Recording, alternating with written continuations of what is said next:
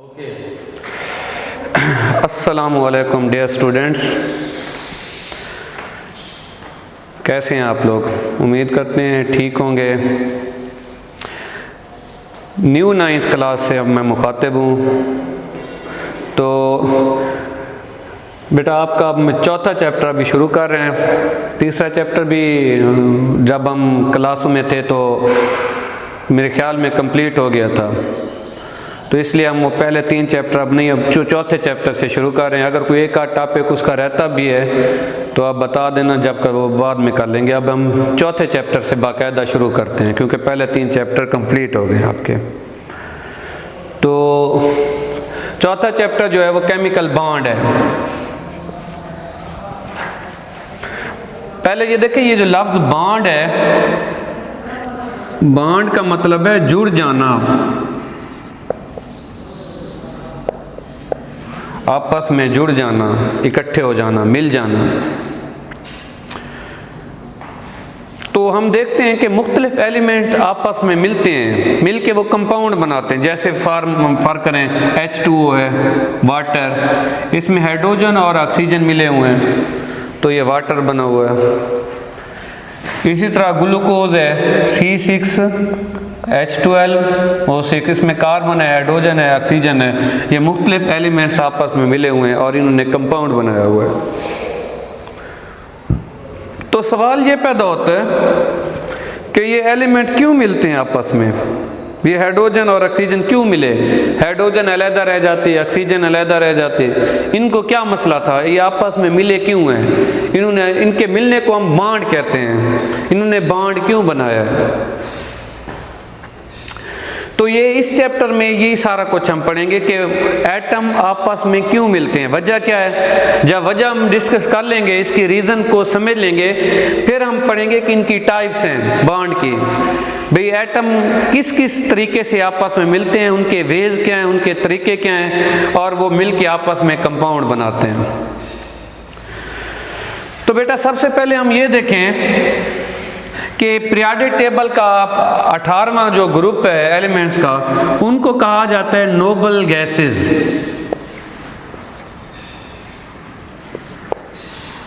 ये जो Nobel gases हैं,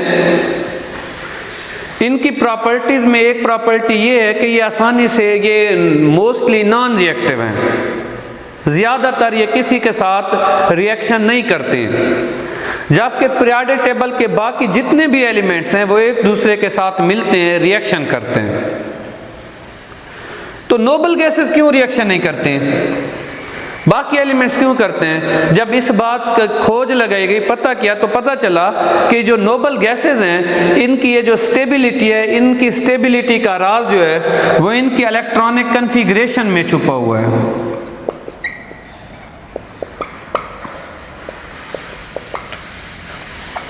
इनकी इलेक्ट्रॉनिक कन्फिग्रेशन में इनकी स्टेबिलिटी का राज है। क्या भी जितनी भी इलेक्ट्रॉनिक कन्फिग्रेशन है नोबल गैसेस की, इनके वैलेंस शेल का जो है ना ऑक्टेट पूरा होता है। इनके वैलेंस शेल में 8 इलेक्ट्रॉन पूरे होते हैं, सिवाय हीलियम के। उसके आखिरी शेल में 2 इलेक्ट्रॉन होते हैं। तो इस बात को देखते हुए हमने ये नतीजा निकाला कि बाकी एलिमेंट भी इसीलिए को आपस में मिलते हैं, बॉन्ड बनाते हैं कि इनकी भी कन्फिग्रेशन जो है आखिरी शेल में इलेक्ट्रॉन वो नोबल गैसों जैसी हो जाए। जब इनकी कन्फिग्रेशन नोबल गैसेस जैसी हो जाती है तो एलिमेंट स्टेबल हो जाते हैं। तो इलेक्ट्रॉनिक कन्फिग्रेशन जो नोबल गैसेस की है, इसको हमने 2 नाम, एक को हमने रखा हुआ है जो हीलियम है, उसको हम कहते हैं डुप्लेट रूल, डुप्लेट 2, और दूसरे जिनके बाकी सारों के आखिरी शेल में 8 इलेक्ट्रॉन है तो इसको फिर हम ऑक्टेट रूल बोलते हैं। तो सारे पीरियोडिक टेबल के जो एलिमेंट्स हैं वो भी अपना डुप्लेट रूल और ऑक्टेट रूल पूरा करने के लिए बॉन्ड बनाते हैं। तो पहले हम इसकी डेफिनेशनें देखते हैं, डुप्लेट रूल की और ऑक्टेट रूल की। डुप्लेट रूल क्या है? अटेनिंग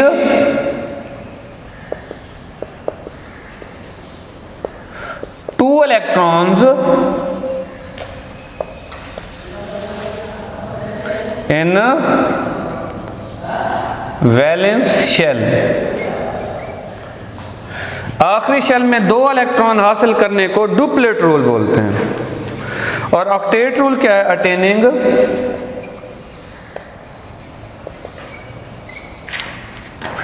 8 इलेक्ट्रॉन्स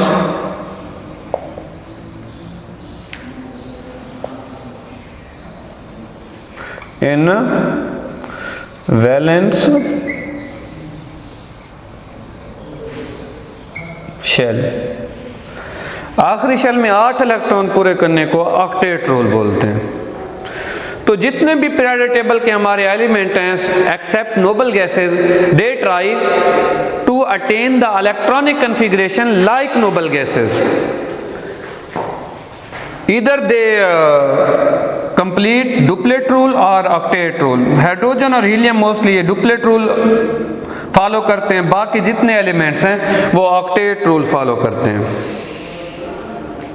और यहीं से हमारे पास एक अहम सवाल भी आता है, why noble gases are non reactive.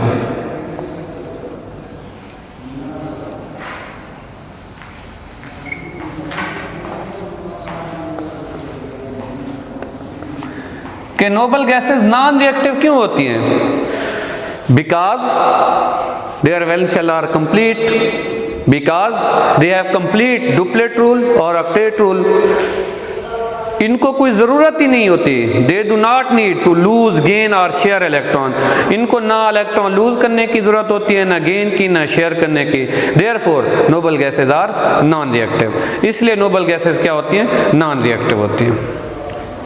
तो यहाँ तक तो हमें ये बात पता चली कि पीरियोडिक टेबल के तमाम एलिमेंट्स जो हैं वो अपना डुप्लेट या ऑक्टेट रूल पूरा करने की कोशिश करते हैं। हाइड्रोजन और ये हीलियम, ये वाले एलिमेंट डुप्लेट रूल पूरा करते हैं, यानी अपने आखिरी शेल में ये कोशिश करते हैं 2 इलेक्ट्रॉन आ जाएं, जबकि इनके अलावा बाकी जितने एलिमेंट्स हैं वो कोशिश करते हैं कि उनके आखिरी शेल में 8 इलेक्ट्रॉन पूरे हो जाएं। इन्हें ऑक्टेट रूल कहते हैं।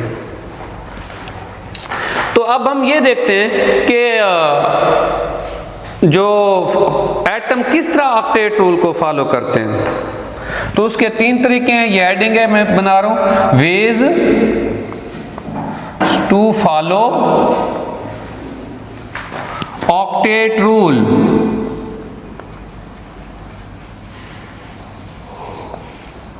ऑक्टेट रूल पर अमल करने के तरीके, वे एलिमेंट्स किस तरीके से अपना ऑक्टेट रूल आखिरी शेल में 8 इलेक्ट्रॉन पूरे कर सकते हैं। तो उसके 3 तरीके हैं बेटा। पहला तरीका है bye gaining electrons,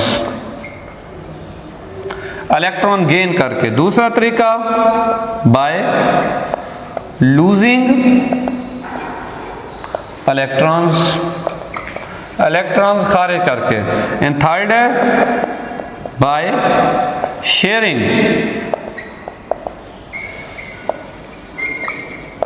electrons.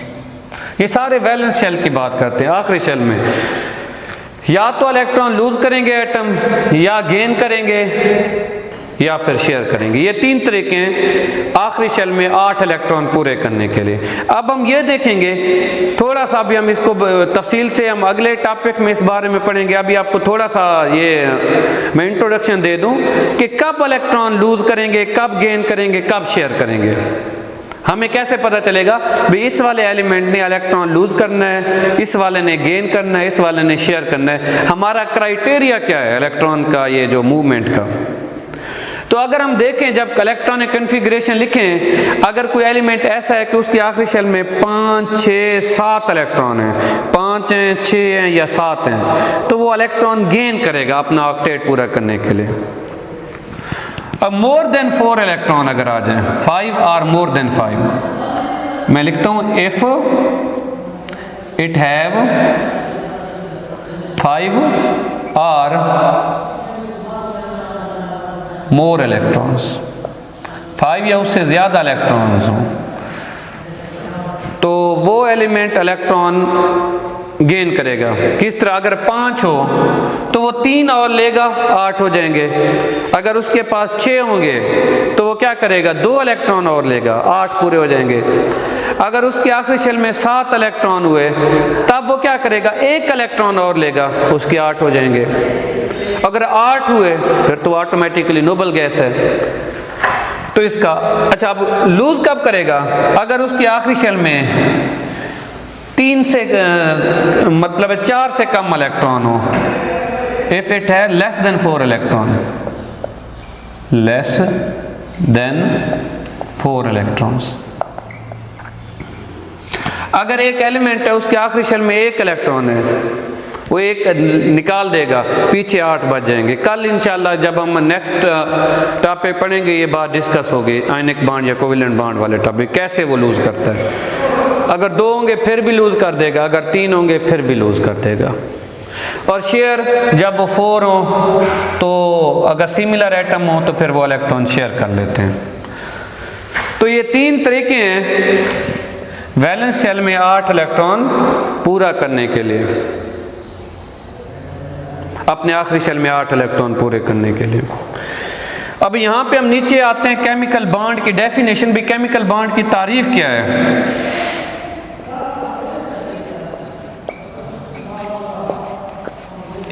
Force of attraction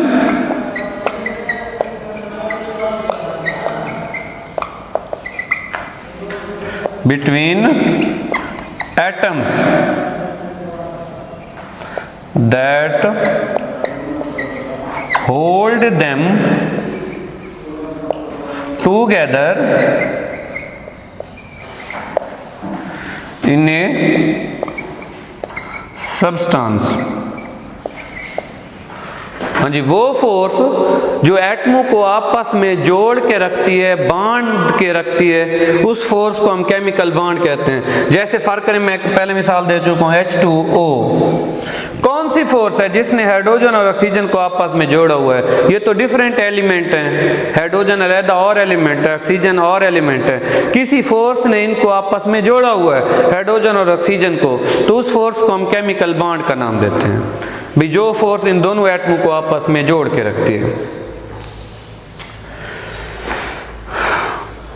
अच्छा, एक और बात हमें डिस्कस करते हैं भाई, एटम बॉन्ड बनाते हैं तो क्या उनमें फ़र्क आता है। बॉन्ड बनाने के लिए ना असल में एनर्जी चेंजेस इनमें रूनमा होती हैं, एनर्जी चेंजेस ड्यूरिंग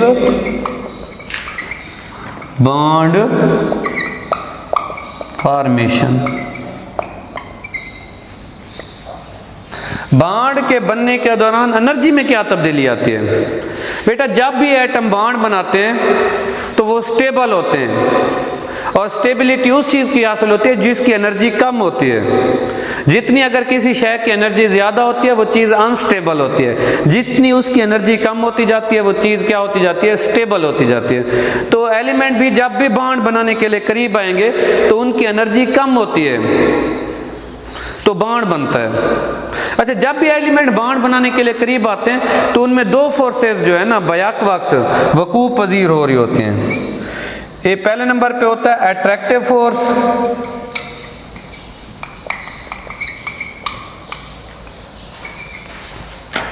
और दूसरी हो रही होती है repulsive force, repulsive. Attractive force कशिश की कुव्वत, रिपल्सिव दफा की फोर्स। जब भी 2 एटम करीब आते हैं, आप देखें दोनों के इलेक्ट्रॉन्स हैं, एक एलिमेंट का इलेक्ट्रॉन दूसरे के इलेक्ट्रॉन दोनों एक दूसरे को रिपेल करेंगे because similar charges repel each other, तो उनमें रिपल्शन फोर्सेस भी हैं।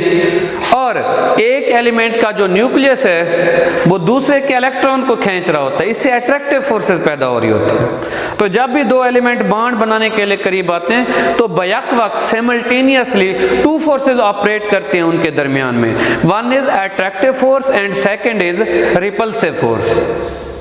तो अगर क्या हो, जब बॉन्ड बनाने वाले एटम करीब हैं उनमें अट्रैक्टिव फोर्स ज्यादा हो जाए, रिपल्सिव फोर्स कम हो जाए। अगर अट्रैक्टिव फोर्स ज्यादा होगी तो क्या होगा, बॉन्ड विल फॉर्म, बॉन्ड बन जाएगा। और जब बॉन्ड बनेगा the energy of that system will be decrease, उस सिस्टम की एनर्जी डिक्रीज हो जाएगी, सिस्टम विल बी स्टेबल, वो सिस्टम स्टेबल हो जाएगा।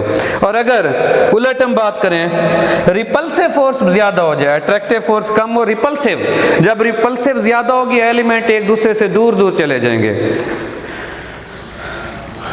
तो जब रिपल्सिव फिर क्या होगा, बॉन्ड विल नॉट फॉर्म, फिर बॉन्ड नहीं बनेगा। जब बॉन्ड नहीं बनेगा the energy of that system will increase, फिर उस सिस्टम की एनर्जी क्या हो जाएगी, बढ़ जाएगी, जब उसमें बॉन्ड नहीं बनेगा। तो जब भी बॉन्ड बनाने वाले दो एटम करीब करीब आते हैं, when two atom approach each other then attractive and repulsive force operate simultaneously, एक ही वक्त बैक वक्त अट्रैक्टिव फोर्स भी हो रही होती है, रिपल्सिव फोर्स भी हो रही होती है। इफ अट्रैक्टिव फोर्स डोमिनेट, तवज्जो करनी है, अगर अट्रैक्टिव फोर्स डोमिनेट कर जाए, बढ़ जाए, then bond will form, bond बनेगा।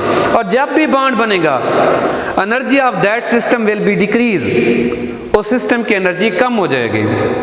And if repulsive force increase या repulsive force dominate on attractive force, अगर रिपल्सिव फोर्स अट्रैक्टिव फोर्स से ज्यादा हो जाए, then there will be no bond, तब बॉन्ड नहीं बनेगा and energy of that system will increase, और उस सिस्टम की एनर्जी इंक्रीज हो जाएगी। तो ये थोड़ा सा इंट्रोडक्शन था इस चैप्टर का, आज हमने इंट्रोडक्शन ही पढ़ना था बॉन्ड वाले चैप्टर का। तो इंट्रोडक्शन में आप लोगों ने ये देखा शुरू में कि एटम बॉन्ड क्यों बनाते हैं, वजह क्या है कि दो एलिमेंट जैसे हाइड्रोजन है ऑक्सीजन है, या इसमें देखे कार्बन हाइड्रोजन ऑक्सीजन, ये क्यों मिले आपस में, ये अकेले रह जाते, ये क्यों मिले, वजह क्या थी, और इन्हें बॉन्ड क्यों बनाया। तो इसका जवाब हमें मिला नोबल गैसों से। जब हम नोबल गैसेस की इलेक्ट्रॉनिक कन्फिग्रेशन पढ़ते हैं, स्टडी करते हैं, तो पता चला कि इनमें वैलेंस शेल कंप्लीट होते हैं, इनके जो आखिरी शेल होते हैं उनमें या तो 2 इलेक्ट्रॉन पूरे होते हैं या फिर 8 इलेक्ट्रॉन पूरे होते हैं। 2 इलेक्ट्रॉन पूरे होते हैं उसको हम डुप्लेट रूल का नाम देते हैं, जब 8 इलेक्ट्रॉन पूरे होते हैं फिर से ऑक्टेट रूल का नाम देते हैं। तो ये 2 डेफिनेशन भी आपने करनी है। डुप्लेट रूल की क्या डेफिनेशन है, अटेनिंग 2 इलेक्ट्रॉन, 2 इलेक्ट्रॉन हासिल करना इन द वैलेंस शेल, आखिरी शेल में, this is called as duplet rule. And second octet rule क्या, attaining 8 electron in the valence shell, अब आखिरी शेल में 8 इलेक्ट्रॉन पूरे करना, इसको ऑक्टेट रूल कहते हैं। और एलिमेंट जितने भी सवाए नोबल गैसेस के 18 ग्रुप एलिमेंट्स के, बाकी सारे एलिमेंट्स कोशिश करते हैं कि इनके भी आखिरी शेल में या तो 2 इलेक्ट्रॉन हो या 8 इलेक्ट्रॉन हो, यानी अपना वैलेंस शेल कंप्लीट करने के लिए वो बॉन्ड बनाते हैं। फिर हमने इसी से एक सवाल है कि जो नोबल गैसेस हैं वो नॉन रिएक्टिव हैं, नोबल गैसेस रिएक्शन नहीं करते, क्यों नहीं करते, because their valence shell are completely filled. फिर हमने देखा कि एलिमेंट जो है वो ऑक्टेट रूल पे अमल तो उन्होंने करना है, ऑक्टेट रूल पूरा करना है। तरीके कितने ऑक्टेट रूल पूरा करने के, तो 3 वेज हैं, 3 तरीके हैं। कुछ एलिमेंट इलेक्ट्रॉन गेन करते हैं 8 इलेक्ट्रॉन पूरे करने के लिए, कुछ एलिमेंट्स हैं वो इलेक्ट्रॉन लूज करते हैं, और कुछ एलिमेंट्स हैं वो इलेक्ट्रॉन शेयर करते हैं। ये हम तफसील से कुछ बताया, फिर अगले जैसे जैसे टॉपिक आते जाएंगे ये सारे इंशाल्लाह क्लियर होते जाएंगे। इसके बाद हमने देखा केमिकल बॉन्ड की तारीफ। केमिकल बॉन्ड क्या है, फोर्स ऑफ अट्रैक्शन, जो वो फोर्स है जो एटम को आपस में जोड़े रखती है, simply the force of attraction between atom that hold them together in a substance, वो फोर्स जो एटमों को आपस में जोड़े रखती है, this is called as chemical bond. और आखिर में हमने डिस्कस किया कि जब बॉन्ड बनता है क्या तब्दीली क्या होती है एटम के अंदर, वो क्यों स्टेबल होते हैं, क्योंकि स्टेबिलिटी का ताल्लुक होता है एनर्जी के साथ। जब बॉन्ड बनता है वो सिस्टम की एनर्जी डिक्रीज हो जाती है, जब एनर्जी डिक्रीज होगी वो चीज सिस्टम स्टेबल हो जाता है। 2 फोर्सेज ऑपरेट करती हैं, अट्रैक्टिव फोर्स, रिपल्सिव फोर्स। अगर अट्रैक्टिव फोर्स ज्यादा हो जाए तो बॉन्ड बन जाता है, और अगर रिपल्सिव फोर्स जो है ना ज्यादा हो जाए फिर बॉन्ड नहीं बनता। और जब बॉन्ड बनेगा एनर्जी कम होगी, वो चीज स्टेबल होगी, और अगर बॉन्ड नहीं बनेगा तो वो चीज अनस्टेबल हो जाएगी। तो बेटा उम्मीद करता हूँ आपको ये वाला इंट्रोडक्शन अच्छे तरीके से समझ आ चुका होगा। अगर आपका कोई मसला है तो आप नीचे कमेंट कर दें, तो वो भी मैं उसको देख के आपको अगले वीडियो में इंशाल्लाह वो क्लियर करूँगा। और मैं अपना नंबर भी लिख देता हूँ, अगर आप व्हाट्सएप पे कोई मसला है तो आप व्हाट्सएप पे भी मुझसे रब्ता कर सकते हैं।